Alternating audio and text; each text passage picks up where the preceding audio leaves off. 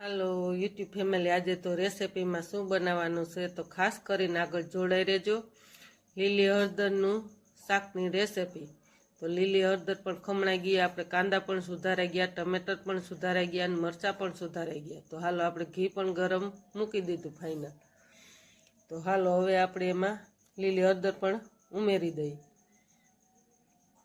एने हमाये सोडवीने हाव मस्त सड़ी जाए फेरवीने हलावीने बस नीचे उतार लेवुं। तो ती पछी आपणे तेल पण बीजे ठाममां मूकी देशुं।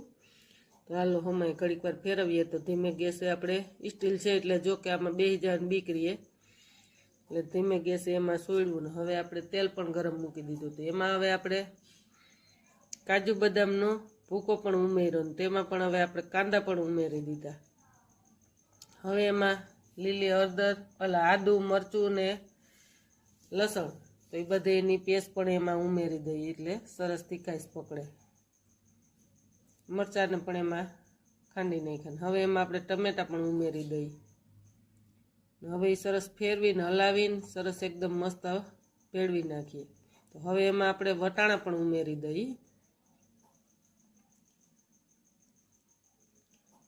તો વટાણા પણ મસ્ત ફેરવી નાખીએ એટલે સરસ મસ્ત તેલમાં સડી જાય।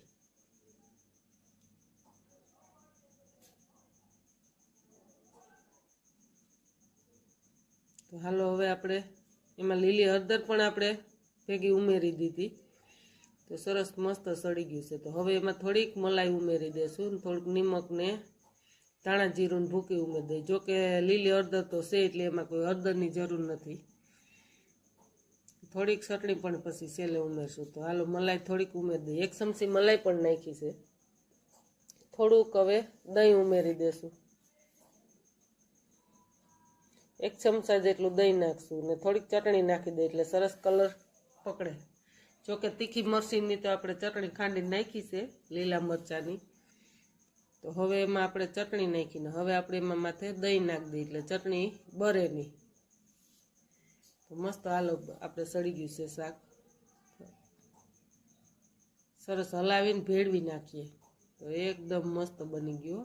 जोता ज जो केवुं सरस आम। हवे आपणे गैस धीमो करी नाखशुं એટલે बेहे नहीं। तो धीमे गैसे जो सरस आपणे वटाणा पण सड़ी गया छे।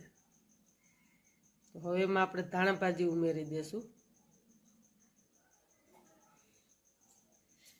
तो तैयार नथी बीटेल तो हालो थोड़ीक उमेरी दीधी ने हवे आपणे गैस ऑफ कर दईने हवे आपणे एने नीचे उतारीने पण धाणा भाजी उमेरशुं वधारे ने पछी